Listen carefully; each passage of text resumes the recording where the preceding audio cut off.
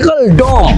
එහෙම නැත්නම් ගොඩක් අය කතා වෙනවා ලෙඩ හොඳ වෙනවලු මෙතෙන්ට આવොත් අය හැමදාම එන්න හිතනවලු තමන්ගේ ජීවිතේ වෙනස් වෙනවලු හොඳ වෙනවලු ඇත්තටම මෙතන මොකද්ද වෙන්නේ මේක බිස්නස් එකක්ද මෙහෙම හදාගෙන මෙච්චර මිනිස්සු මෙතෙන්ට ඇරියෙන්නේ අපි ගිහින් බලමු මෙතන ඇත්ත කතාව මොකද මෙතෙන්ට ඇවිත් බලන්න කියලා එයාලම තමයි ගෙනේ හින්දා මම ආවා ඇවිත් බලන්න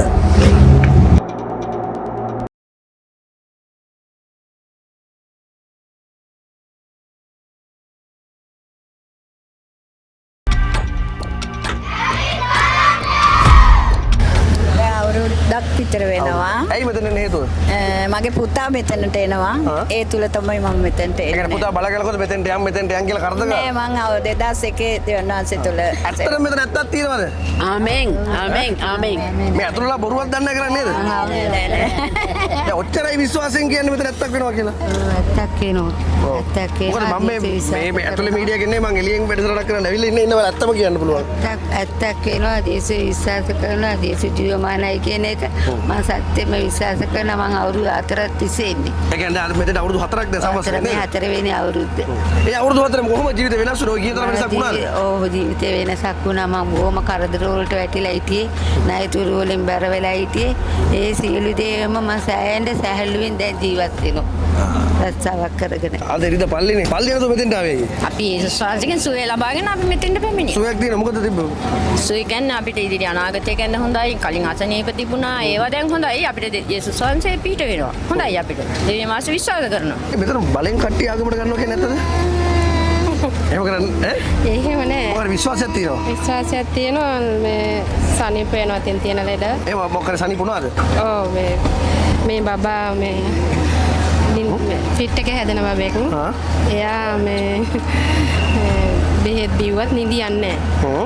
මෙහෙට අප්‍රේල් 26 ආවන් පස්සේ එදා ඉඳන් නම් දැන් නිදියනවා. ඒ කියන්නේ මේ මීට කලින් ෆිට් එක හැදෙන ලෙඩ තිබ්බ මෙතන ආවට පස්සේ අඩු වුණා. කොහෙන්ද ආවේ? ගෝබිටි. කුර්ණෑගල. කටාන. වරකපල. ඇයි මෙතන එන්න දුන්නේ? එන්න හිතුනේ දෙවියන් වහන්සේ ගැන කලින්ම දන්නවා. දෙවියන් වහන්සේ කවුද කියන එක. ආරච්චි කට්ටුව. ආරච්චි කටුවින්ද? කොහෙන්ද ආවේ? ආවේ කියලා අන්නත්. මෙන්න උත්තර දෙනවා. ඇයි ආවේ? ඇයි ආවේ ජේසු හරි තැනට අපි ගෙනාවා. දැන් කොච්චර කාලෙ මෙතෙන්ට එන්නේ? අවුරුදු 3ක් ඉවරයි. අවුරුදු 3ක් ඉවරයි. ඒ අවුරුදු 3 කොහොම ජීවිතේ වෙනස් වුනේ? ජේසුට ඕන කරන අය ජේසු මෙතෙන්ට ගේනවා.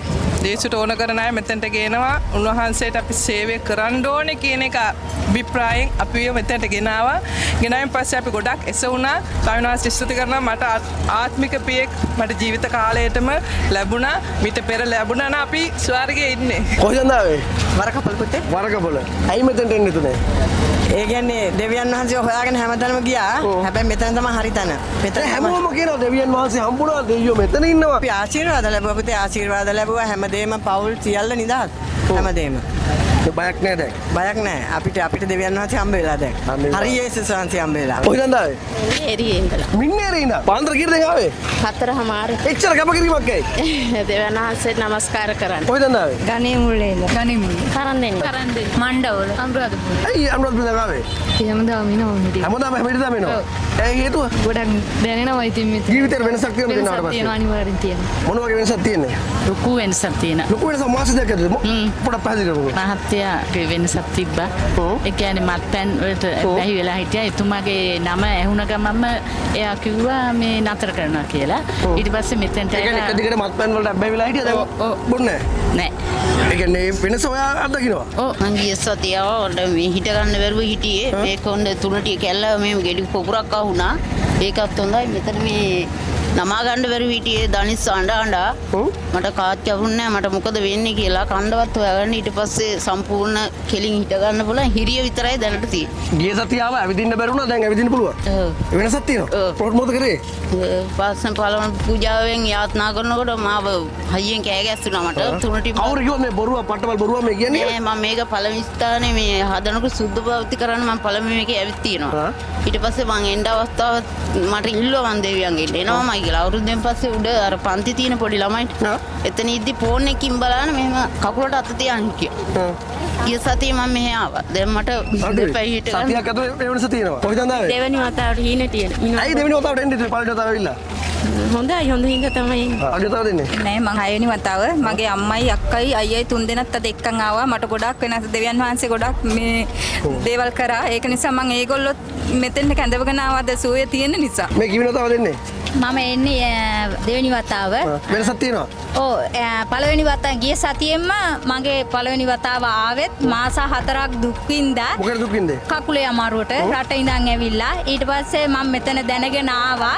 ඇවිල්ලා මට ඒ පළවෙනි වතාවෙම මෙතනින් ගියේ හොඳට කකුල කෙලින් කරගෙන. ඒ වෙනස තියෙනවා. ඒ වෙනස තියෙන. ඉතින් දෙවියන් වහන්සේ මාව සුව කරා. ඒ නිසා දෙවෙනි වතාවටත් මං ආවා. මේ කිවින තව දෙන්නේ. අවුරුදු 5කට වැඩිය දැන් අවුරුදු 5ක්. ඇයි අවුරුදු 5ක් එන්නේ? කොවිඩ් හැදුනා. කොවිඩ් හැදුනට පස්සේ එක්සර්සයිස් වීසින් කන්ඩිෂන් එක ආවා. ඊට පස්සේ අම්මට පොසිටිව් වෙලා අම්මා ICU එකේ දවස් 9ක් හිටියා. ඊට පස්සේ අම්මාව බලා ගන්න නිසා මට වෙහෙසෙන්න වුණා. ඊට පස්සේ පඩි පෙළ නගින්න බෑ, දුවන්න බෑ, කොහෙවත් බෑ. ලයිසෙම් ස්කූල් එකේ වැඩ කරේ. ඉතින් පොඩි ළමයිගේ එක්සිබිෂන් එකකට බහලා පහළට බැස්සම ඔක්සිජන් වෙනුවෙන් විනාඩි 15ක් 20ක් ඉන්නවා. ඉතින් කොහොම හරි ප්‍රොෆට් උත් නෙමෙයි අත තිබ්බේ. ප්‍රොෆට්ගේ දේවගති කෙනෙක් තමයි අත තිබ්බේ, පාස්ටර් කෙනෙක්. ඉතින් එදා පාස්ටර් දර්ශන අත තියලා මට කිව්වා ඔයාලට කරන්න බැරිුනේ හැමදේම කළා දුවලා කරලා එන්න කියලා. ඉතින් අද වෙනකොට දෙවියන් වහන්සේ මට සුවය දීලා තියෙනවා. ඒක තප්පර ගානකට වෙනස වුණා.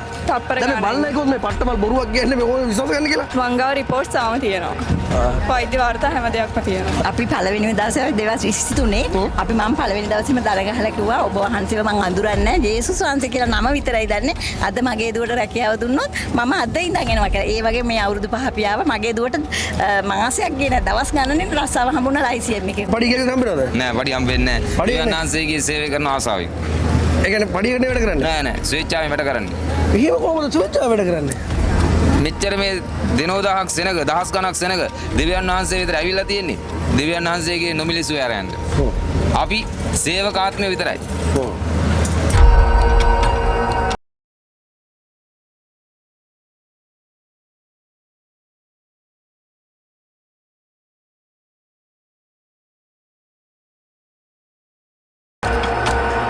පළවෙනි තව දාවේ.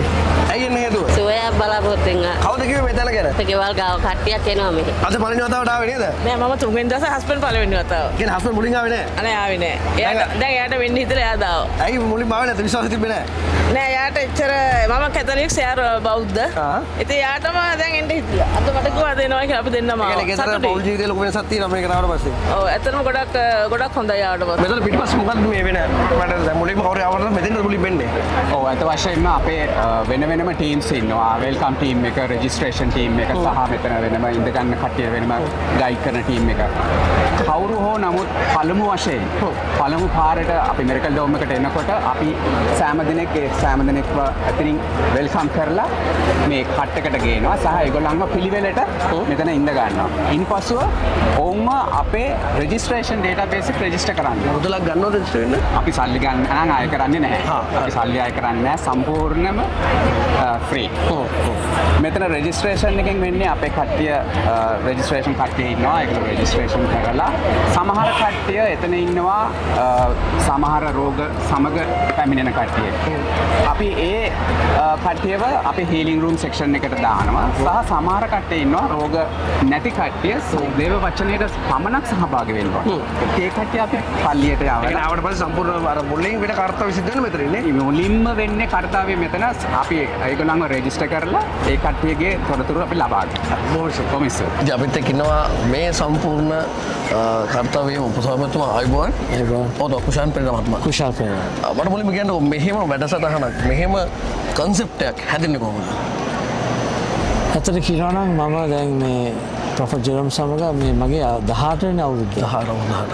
අපි ගල්කිස්ස සභාවෙන් මම බැඳෙනකොට එයාගේ දේ වාක්‍ය අහලා කියන වචන අහලා මට තේරුණා මම කතෝලික. ඒක මීට අවුරුදු 18කට කලින් මිරකල් ඩෝම් කියලා සංකල්පයක් තිබ්බේ නෑනේ. සංකල්පයක් තිබුණේ නෑ. එතකොට මේ පල්ලියේ ගෙදර පල්ලියේ ගෙදර ඒ අම්මගේ සුවවීමෙන් ඇතිවෙච්ච දේව සභාව පල්ලියක් වුණා. ඊට පස්සේ යාගේ දේව කැඳවීම තිබුණ නිසා ඒක ඒ බාරගත් අවුරුද්ද තමයි මම ආවේ එතන. එතන ඒ කියන්නේ අවුරුදු 29 ලබනකොට තමයි හරියට හරි අවුරුදු 29 දී හම්බුනේ. අපි එතනට යනකොට 250ක් වගේ කට්ටියක් තමයි හිටියේ. ඊට පස්සේ අපිට ඒ කියන්නේ ඔහුව අහන ඔහුගේ විශ්වාස කරන 250ක් විතර හිටියේ. එදා ඉඳලා අද වෙනකොට අවුරුදු 10 පස්සේ මම එනකොට අපිට තේරුණා මට ඇත්තටම දේව කැඳවීමක් තියෙනවා. දේව කැඳවීමක් තියෙනවා දේවයන් වහන්සේගේ ඒ කියන වචනවල ඒ කියන එයාගේ දේව දැකිව සුවවීම ඒ දේව වචනත් එක්ක යන්නේ ඔක්කොම අපිට පේනවා මේක මැනිෆෙස්ට් වෙනවා. ඒ කියන්නේ දේවයන් වහන්සේ සමග ගමනක් යන බව පේනවා අවංක ගමනක්.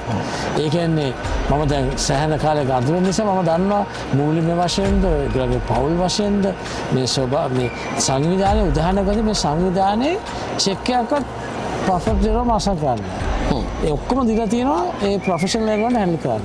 දැන් සමාජයේ කියනවා සමාජ මතයක් තියෙනවානේ මේක බොරුවක් මෙතන මාර වැඩ වෙනවා මේක මිනිස්සු ආගමට බලින් ගන්න තැනක්.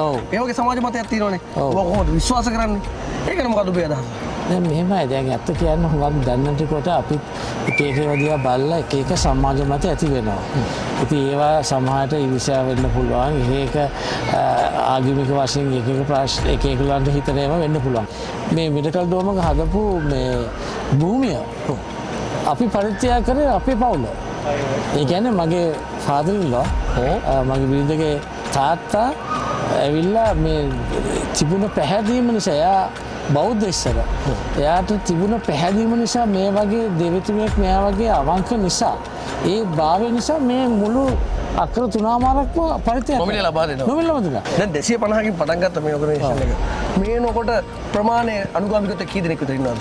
පවුල් ලක්ෂයට වඩා ලංකාවේ මේ තුමා බලපාලා තියෙනවා කියලා. ඒ 250කින් ඊට අවුරුදු 18කට කලින් 18ට කලින් පටන් ගත්ත පවුල් ලක්ෂයක්. පවුල් ලක්ෂයක්.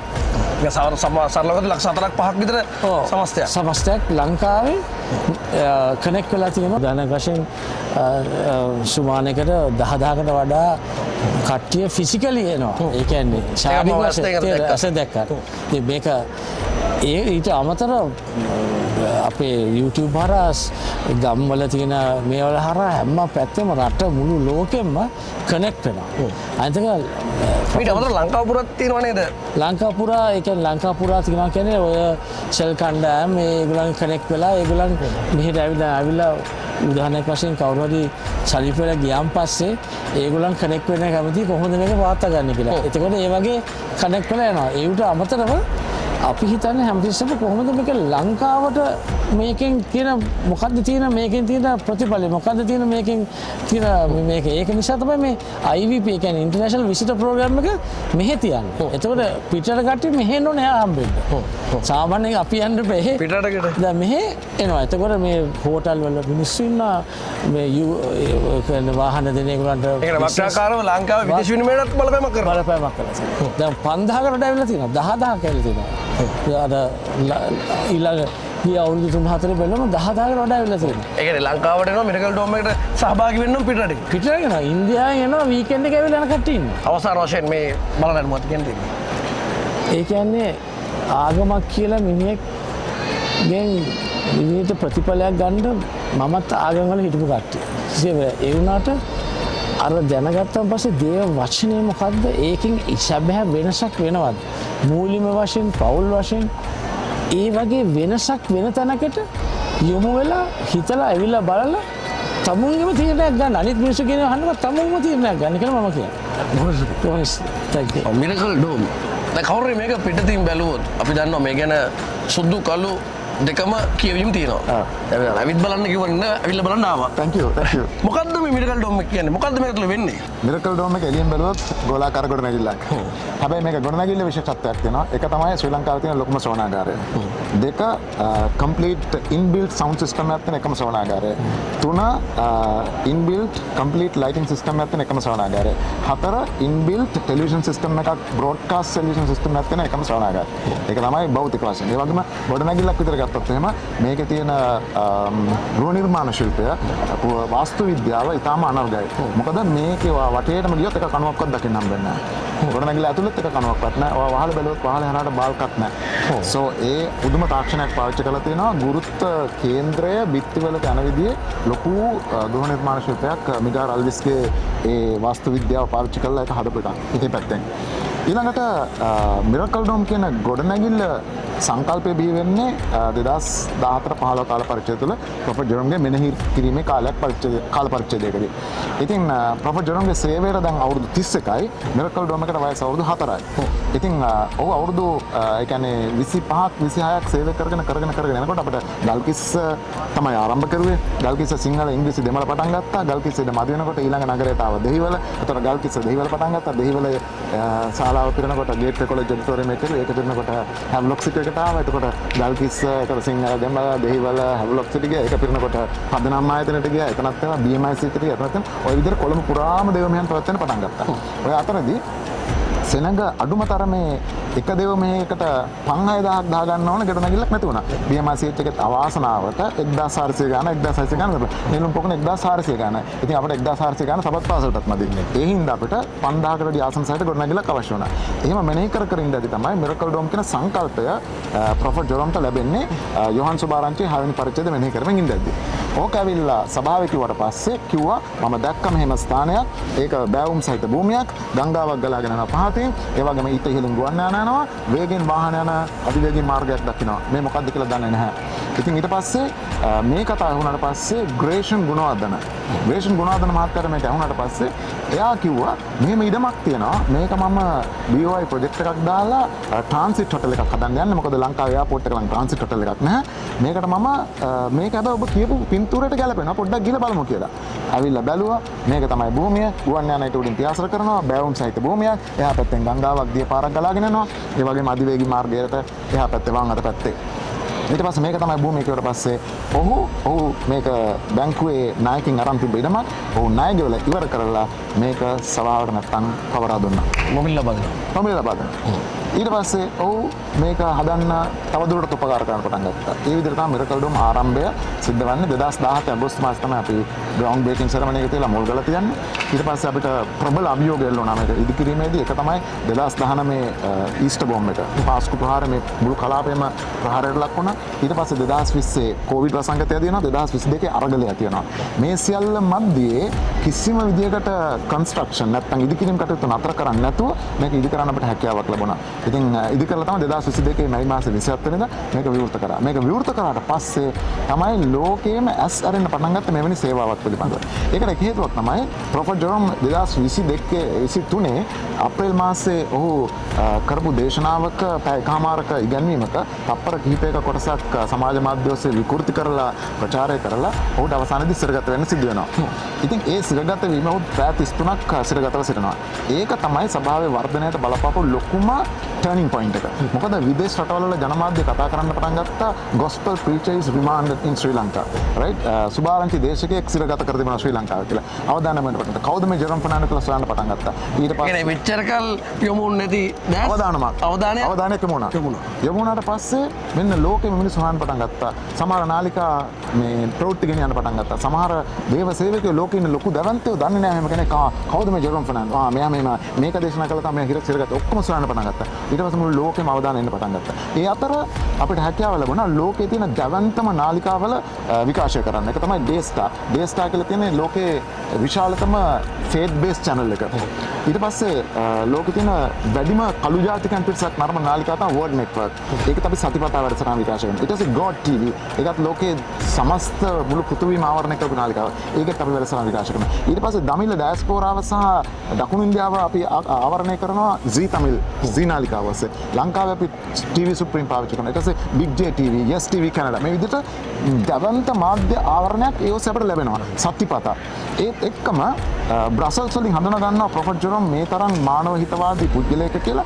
එයා මොනවද කරන්නේ? ඔහුට ජාත්‍යන්තර ඩිප්ලොමැටික් නේද රාජතාන්ත්‍රික ගුවන්වල පත්කයක් දෙනවා. ඊට පස්සේ එක්සත් ජාතීන්ගේ රන් සම්මානය සහිත පළඳනාවක් ඔහුට දෙනවා. ඊට පස්සේ ඔහු එක්සත් ජාතීන්ගේ සංවිධානයත් යුරෝපා සංගමයත් පිළිගත්ත සාම තානාපතිවරයෙක් විදිහට රාජතාන්ත්‍රික විදිහට පත් කරනවා. ඔය අතරදී අපොස්තලික් ඩයසිස් of USA.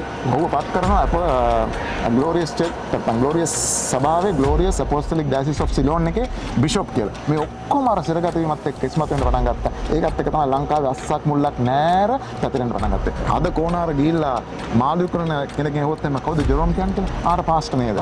එළවලු කරන කෙනෙක් හෙවොත් කවුද ජෙරෝම් කියන්නේ? එක සමහරට එදා සිරගත නොවන්න මේ කිසිදයක් මේ තියන තිබුණා. නමුත් මෙතන ශීඝ්‍ර වර්ධනයක් නැහැ. හරි. අවසන් වශයෙන් ඇත්තටම මෙතන දැන් කවුරු ඇහුවොත් එහෙම මෙතන මොකද වෙන්නේ? මෙතන මිනිස්සු ඇයි මෙතෙන්ට එන්නේ? ඔබේ කියුවේ මොකක්ද කියලා? මෙහෙමයි. පළවෙනි දේ තමයි මේක මට කියන්න ඉඩ දෙන්න ඕනේ. මොකද ලංකාවට ක්‍රිස්තියානි කාර්යක්‍රම එන්නේ මම බොහොම වගකීමෙන් කියන්නේ. ක්‍රිස්තියානි කාර්යක්‍රම එන්නේ 1505 පෘතුගීසින් තමයි ලංකාවට ක්‍රිස්තියානි කාර්යක්‍රම අරගෙන යන්නේ. ඊට පස්සේ රෝමය සහ යුරෝපයේ පැතුරුණා. රෝමය බලපෑම ඔස්සේ රෝම අධිරාජ්‍ය ඔස්සේ යුරෝපයේ පැතුරුණා සභාවල් ලංකාවට එනවා. ඊට පස්සේ ලන්දේසි ලංකාවට එනවා. ඒ අය ගෙනවා ලන්දේසි සභාවක්. ඊට පස්සේ ඉංග්‍රීසි ලංකාවට එනවා. ඒ අය ගෙනවා ඉංග්‍රීසි සභාවක්. මෙහෙම ඇවිල්ලා හැබැයි ලංකාවේ තියෙනකොට අධිරාජ්‍යවාදීන්ගෙන් ආපු සභාවක්. ඒ සභාවල් ඔස්සේ යම් අවස්ථාවල සේවාවන් සිදු වුණත් සැබෑවටම ශ්‍රී ලාංකික ජනතාවගේ ඒ වගේම සැබෑ කිතුණුකම කියන එක හඳුන්වා දෙන කිසිම කෙනෙක් මගේ ජීවිත කාලෙ තිබෙන්නේ නැහැ. මම අවුරුදු 16 දී ගැලීම ලැබුවේ. ඉඳලා තියෙනවා උතුම් නම් තිබිලා තියෙනවා. නමුත් මුළු ලංකාවම ආවරණය කරන්න පුළුවන් හඩක් තිබුණ කෙනෙක් හිටියේ නැහැ. ඉතින් ඔහුගේ දැන් මම ටෙලිවිෂන් ප්‍රසන්ටර් කෙනෙක්, ටෙලිවිෂන් ඩිරෙක්ටර් කෙනෙක් විදිහට එහෙම ඉඳද්දි මට ලැබුණේ ඔහුගේ වචනය. ඒ වචනයත් එක්ක තමයි මගේ ජීවිතය වෙනස් වෙන්න පටන් ගත්තේ. ඉතින් පළවෙනි දේ තමයි ආගම ඔස්සේ මනුෂ්‍යයන්ගේ දුප්පත්කම සාධාරණීකරණය කිරීම. ඔයා දුප්පත් වෙලා ඉන්න එක දේව තමයි. ආගම ඔස්සේ මනුෂ්‍යයන්ගේ ලෙඩ දුක් අසරණකම සාධාරණීකරණය කිරීම. ඒකට විරුද්ධව සැබෑ දෙවියන් වහන්සේගේ වචනේ දේශනා කරාම සෙනග එනවා. ඒක වළක්වන්න කාටවත් බෑ. ඒකේ ප්‍රතිඵලයක් තමයි අද මේ දකින්නේ. අනිවාර්යයෙන්. අවසාන වශයෙන් ඔබගේ ප්‍රේක්ෂකයන්ට සහ මේ බලන හැමෝටම මොකද කියන්න තියෙන්නේ? කෝණාර කරපු දේ කරන්න කියලා. මොකද මම ක්‍රීඩා මාධ්‍යවේදියෙක් විතර ලෝකෙ වැඩ සංචාරය කරන්නේ. අපේ රටේ සමහර මාධ්‍යවේදීන් හැමෝම නෙවෙයි හෝටලේ කාමරේ ඉඳලා ටීවී එක බලලා රිපෝට් එක ලියනවා. නැත්නම් ගියේ එකකින් අහලා රිපෝට් එක ලියනවා. ඉතින් මම කියන්නේ එහෙම ජනමාධ්‍යවේදීන් එන්න එපා. ඔබ මගේ හිතවතුන් ඇවිල්ලා බලන්න. සිද්ධ වෙන්නේ මොකක්ද කියලා සියසින් දැක ගන්න. හෝටල් කාමරයක ඉඳලා වාර්තා ලියන්න එපා. ඒ වගේම තව දෙයක් තියෙනවා මේ ගොඩනැගිල්ල නැත්නම් මේ දේවස්ථානයේ මැදුරේ විශේෂත්වයක් තියෙනවා. ඒ තමයි මේකේ අල්තාරයේම තියෙන බෞතිස්ම තටාකයක්. ඉතින් කෙනෙක් තමන්ගේ ඇදහිල්ල ප්‍රකාශ කරලා බෞතිස්මයට සහභාගී වෙලා අපි විශාල බෞතිස්ම මංගල්‍යයන් පවත්වනවා. ඉතින් ඒ අල්තාරයේ කේන්ද්‍රස්ථානයේම තමයි බෞතිස්ම තටාකය තියෙන්නේ. බොහොම ස්තුතියි. Thank you.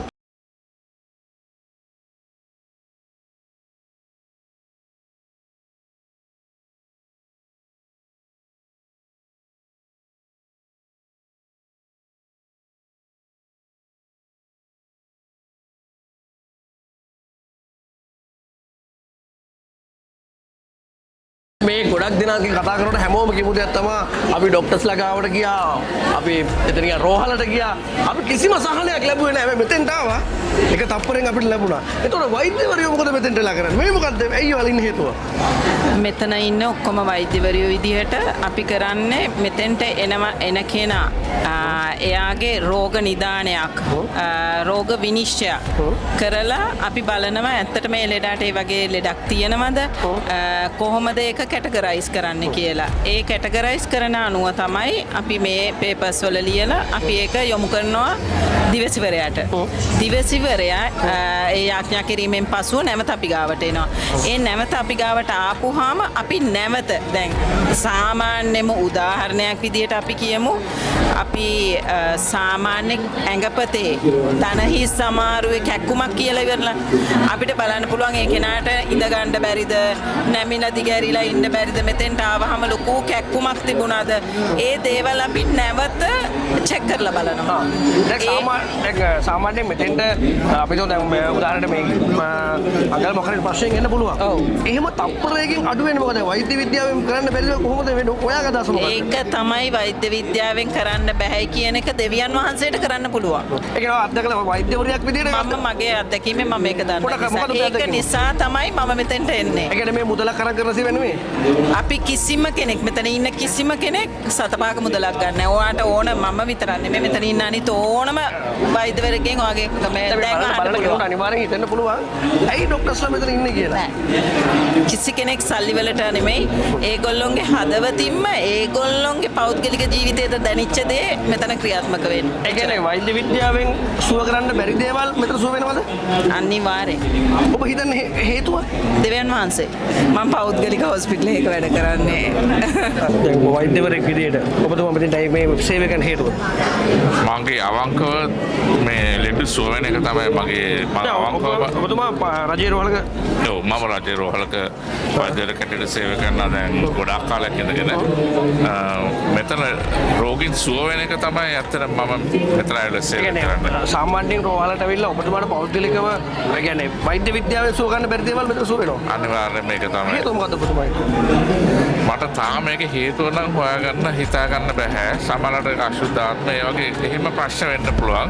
ඒ වුණාට මට අර මේකයි කියලා කෙලින්ම කියන්න මට හැබැයි ඇස් දෙකෙන් අනිවාර්යයෙන්ම සුව වෙන එක මම දන්නවා.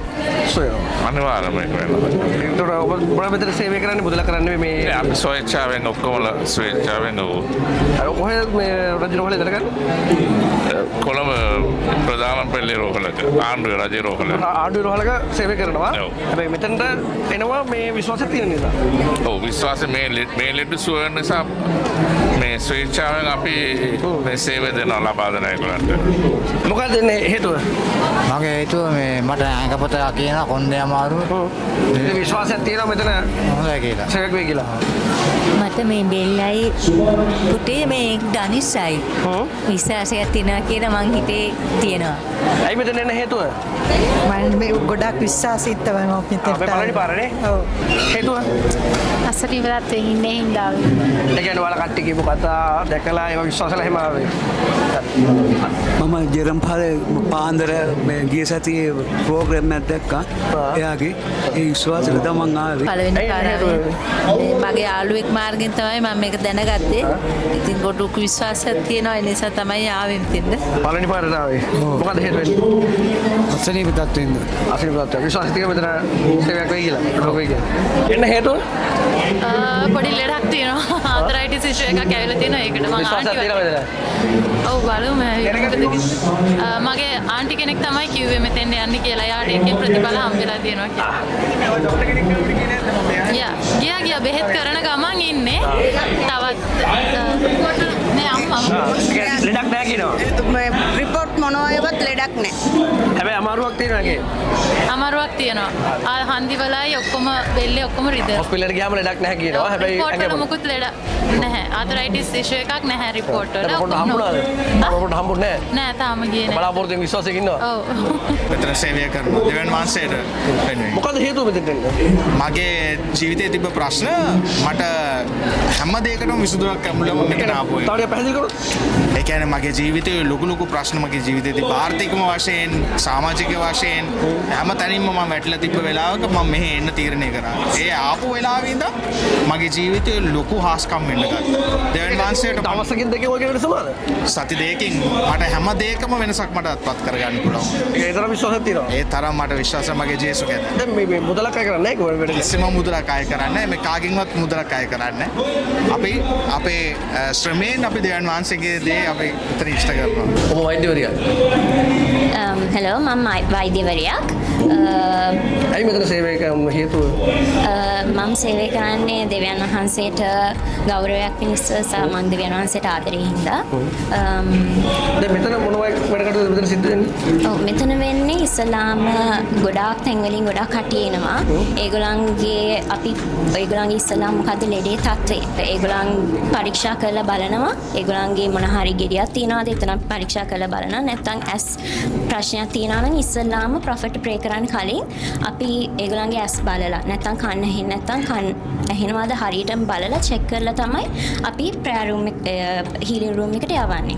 දැන් සාමාන්‍යයෙන් මෙතන අපිට උදාහරණයකට ඇස් පේන්නේ නැහැ, කන් ඇහෙන්නේ නැහැ, දනිස් සමහරව මොකක්ද ලෙඩක් තිබිලා.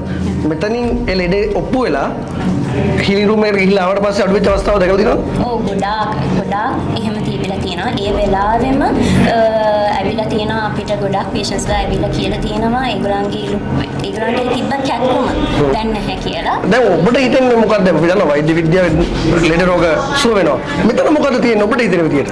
මට ඒක ඇත්තටම මම කියන්න පුළුවන් ඒක පාස්කමක් විතරයි. කියන්නේ අපිට වචන වලින් ඒක එක්ස්ප්ලেইন කරලා මොකද්ද කොහොමද මේක උනේ එහෙම අපිට කියන්න දැන් කවුරු කිව්වොත් මේ වචන ටික මේ සල්ලි දීලා කියව ගන්න වචන ටිකක් කියලා. නැහැ එහෙම මගේ ජීවිතේත් මම ඒක දැකලා තියෙනවා. ඉතින් ඒක කියන්න පුළුවන් තමන්ම ඇවිල්ලා ඒක අත්විඳලා තමයි ඒක කියන්නේ. ඒතර මොකද මුදලක් අරගෙනද මේ සේවය කරන්නේ? නැහැ. අපි කිසි මුදලක් ගන්න නැහැ. දෙවියන් වහන්සේ සේවයක් වශයෙන්. මොකද අපේ ජීවිතේටත් හම්බෙන ගොඩක් දේවල් තියෙනවා. දැන් අපි දන්නවා ගොඩක් සමාජයේ මේ පිළිබඳ කටකතා යනවා. මම උනත් මේ විශ්වාසයෙන් ආපු ගමනක් නෙවෙයි. අපි මේකේ සැකයක් තිබුණා. අපි මෙතන ඇවිල්ලා බලලා තිබ්බේ නැහනේ. ඒ බලින් නැහැ ගැන මොකද ඔයාලට කියන්නේ? ඒගොල්ලන් කියන් තියෙන්නේ මෙතනට ඇවිල්ලා බලන්න. මෙතනට ඇවිල්ලා බලලා ඊට පස්සේ ඒගොල්ලන්ගේ ජීවිතේ ඒ වෙනස අනිවාර්යෙන් ඒගොල්ලන් විශ්වාස තිබ්බේ නැහැ. මම පොඩි කාලේ ඉඳන් මේකත් එක තමයි හිටියේ. ඒත් ප්‍රොෆට් ගාවට ආවට පස්සේ ප්‍රොෆට්ගේ තියෙන anointing එක completely different. එතකොට ඒ anointing එකත් එක්ක මගේ ජීවිතේ මම ගොඩක් වෙනස්කම් දැකලා තියෙනවා. ඉතින් ඒ විශ්වාසයෙන් දැන් ඒ විශ්වාසයෙන් තමයි.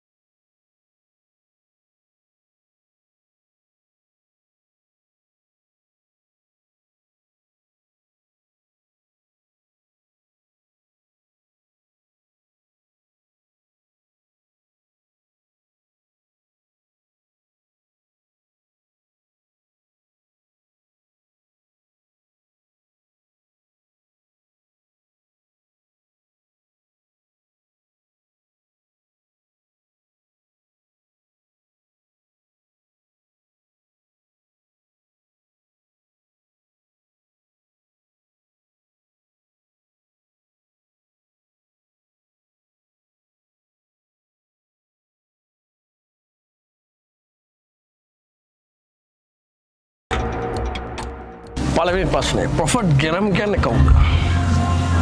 ඔය සරල වචන වලින් කියන්නේ කිව්වොත් මම සාමාන්‍ය මිනිස්සෙක්. නමුත් දෙවියන් වහන්සේගේ ආලේපය වයස 16 දී ලැබුණාන් පස්සේ ඒ කියන්නේ අවුරුදු 31කට ඉස්සෙල්ලා මම අස්වාභාවික මිනිස්සෙක් බවට පත් වුණා. ඒක අස්වාභාවික කියන්නේ? ඒ කියන්නේ දේව මනුෂ්‍යයන්ගේ තල තියෙනවා. ඉතින් ජේසුස් ක්‍රිස්තුස් වහන්සේ මම පිළි අරගෙන උන්වහන්සේගේ ශුද්ධාත්ම වහන්සේ මම ලැබුණාන් පස්සේ මට තේරුණා මම වෙනම තලයකට උන්වහන්සේ මාව එසෙව්වා මනුෂ්‍යයර සේවය කරන පිණිස. කවුරු කිව්වොත් මේක සම්පූර්ණම නාට්‍යයක් මේ ඔක්කොම ප්ලෑන් කරපු එකක් මේ අද මම එනකොට මේ ඔක්කොම ප්ලෑන් කරලා මේ තියෙන දේවල් කියලා. කිව්වොත් මොකක්ද අද නොපුතේ? ඇවිත් බලන්න. එළ බලන්න තියෙනවා. දැන් මෙතෙන් එනවා සමහර අය දැන් දැක්කා මම HIV අඩුවන කෙනෙක් හිටියා. වෛද්‍ය විද්‍යාවෙන් මේවට බෙහෙත් නැහැ. හැබැයි ඔබ කියන ඔබේ එකපාරක් අත මෙහෙම ළඟින් තිබ්බොත් ඒක අඩු වෙනවා. මොකක්ද ඒක වෙන කාරණාව? කොහොමද ඒක අඩු වෙන්නේ? ඒක අඩු වෙනව නෙමෙයි ඒක සම්පූර්ණයෙන්ම පහ වෙනවා. මේකයි සයන්ටිෆික් ඒ කියන්නේ විද්‍යාත්මක පැත්තෙන් හැමදේම විස්තර කරන්න පුළුවන් නම් එන ඒක ආත්මික දෙයක් වෙන්නේ නැහැ. ආත්මික ලෝකයයි විද්‍යාත්මක ලෝකයයි අතර සම්බන්ධයක් නැහැ. විද්‍යාත්මක නැත්නම් භෞතික ලෝකය ආවේ ආත්මික ලෝකයෙන්. ඉතින් අපි අහනවා භෞතික ලෝකේ අත තිබ්බන් පස්සේ මිනිසෙක් සුවන අපිට ඔක විස්තර කරන්න. ඒක විස්තර කරන්න පුළුවන් නම් ඒක එහෙනම් ආත්මික දෙයක් නෙමෙයි. දැන් ඔය කේන විදිහට වෛද්‍ය විද්‍යාව ඕනෙම නැහැ. ඔබට පුළුවන් ලංකාවේ හැමෝම සුව කරන්න හැම රෝගියෙක්. නෑ වෛද්‍ය විද්‍යාව අනිවාර්යයෙන්ම අවශ්‍යයි. මොකද අපි ඉන්නේ භෞතික ලෝකයක. ඒකේ තියෙනවා scientific laws. ඒකේ තියෙනවා mathematics. නමුත් මේක ප්‍රොවිෂන් එකක්. what is a provision? මේක සැපයීමක්. දෙවියන් වහන්සේ ක්‍රිස්තුස් වහන්සේ කුරුසේදී කරපු ක්‍රියාව තුළින් මේක සැපයීමක්. අසනීපයක් තිබොත් දැන් ඔබට සුවයක් ලබා ගන්න හැකියාව දෙනවා. වෛද්‍ය විද්‍යාව එපා කියලා කියන්නේ නැහැ. දැන් ඔබ රට වෙනුවෙන් යාචනා කරනවද ලංකාව වෙනුවෙන්? ඔව්. ඉතින් මේ දිට්ටෝ වගේ කිසිම ප්‍රශ්නයක් ඇති නොවෙන්න තිබ්බන ඔබ රට වෙනුවෙන් යාචනා කරලා රටට ප්‍රශ්න ඇති නොවෙන්න තිබ්බනේ. මැතිව් සුභාරංචි 24 කියනවා දිට්ටෝ වගේ තවත් බොහෝ කුණාටු ෆ්ලඩ්ස් ජල ගැලීම් යේසුස් වහන්සේ දිවැසි වාක්‍යයෙන් වහන්සේ ප්‍රකාශ කරා. සමහර දේවල් තියෙනවා අපිට දිවැසි වාක්‍යයෙන් අවම කරන්න පුළුවන්. සමහර දේවල් තියෙනවා සුදු ලියවිල්ල ලියලා තියෙනවා. මේවා අනිවාර්යයෙන් සිද්ධ වෙනවා. සිද්ධ වෙන දේවල් අපිට අවම කරනවා මිසක් සහ මුලින්ම ඉවත් කරන්න බැරි වෙනවා. අවසාන වශයෙන් මේ බලන ලාංකිකයන් මොකද කියන්නේ? යේසුස් වහන්සේ ඔබට ආදරේ. අපේ රටට මෙවැනි කාල පරිච්ඡේදයක පිළිතුරක් අවශ්‍යයි. මිනිස්සයා අන්ත අසරණ වෙලා විශේෂයෙන්ම දරිද්‍රතාවයෙන් දිලිඳුකම නිසා ආර්ථික ගැටලු වලින් පීඩා විඳලා. හැබැයි මෙඩිකල් ඩෝම් එකේ නම් දිලිඳුකමක් පේන්නේ නැහැ. හොඳට කට්ටිය හොඳට සතුටින් ඉන්නේ. ඒකට තමයි මම මේ දැන් එන්න හදන්නේ. මේ කියන්න හදන්නේ ඒකයි. අපේ මිනිස්සුන්ට අවශ්‍ය මුදල් නෙමෙයි. අපේ මිනිස්සු අවශ්‍ය මුදල් පාලනය කරන ඒ න්‍යායයන්, ප්‍රඥාව, දැනුමුතුකම ක්‍රිස්තුස් වහන්සේ තුල තිබෙන ඒ ප්‍රතිපත්ති තමයි අපි මෙතන උගන්වන්නේ. ඉතින් අපි කියනවා ඇවිත් බලන්න. බොහොම ස්තුතියි. Thank you. මේ බලන හැමෝටම පොඩි බ්ලෙසින් එකක් දෙමුකෝ. යේසුස් ක්‍රිස්තුස් වහන්සේගේ නාමයෙන් මම ඔබ සියලු දෙනාටම ආශිර්වාද කරනවා. මේක අහම්බු සිදුවීමක් නෙමෙයි. ඔබ විශ්වාස කරන්න පුළුවන්, අවිශ්වාස කරන්න පුළුවන්. නමුත් ඔබට මම ආරාධනාවක් දෙනවා. ඇවිත් බලන්න. ක්‍රිස්තුස් වහන්සේට පුළුවන් ඔබගේ හදවත සුව කරන්න. ඔබට මීට කලින් නොතේරුණු දේවල් තේරුම් යන පිණිසත් මේ ස්ථානයට ආවොත් මම ඔබට ආශිර්වාද කරනවා. ඔබගේ පවුලට ආශිර්වාද කරනවා. දරුවන්ට ආශිර්වාද කරනවා. යේසුස් ක්‍රිස්තුස් වහන්සේගේ ජීවමාන නාමයෙන්. ඒ ආශිර්වාදය මට ලැබෙන්නේ? ඔව්. බොහොම ස්තුතියි. බොහොම ස්තුතියි. අත දිනනකොට මෙතන සිද්ධ වෙන්නේ ආලේපය දෙවියන් වහන්සේ මට දීලා තියෙන ආලේපය එයාගේ ශරීරයට ස්පර්ශ වෙන එක. ඒ කියන්නේ තප්පර ගානක ක්ෂණයකින් ඒ ආශිර්වාද වෙනවා. මම ඔයාලට පෙන්වන්න හදන්නේ වැඩිපුර වෙලා විනාඩි 10-15 ඉන්න අවශ්‍ය නැහැ මට එක්කෙනෙක් එක්ක. ඒගොල්ලන්ගේ හදවත විවෘත නම් ඒ වෙලාවෙම ඒ කියන්නේ මෙතන අවිශ්වාසයෙන් આવොත් දෙන්න. ඒ අයට මම උදව් කරන්න ඕනේ. මොකද ඇදහිල්ල කියන්නේ න්‍යායයක්. භෞතික තලයේ තියෙන න්‍යාය වගේ තමයි ආත්මික තලයේ න්‍යායයක් තියෙනවා.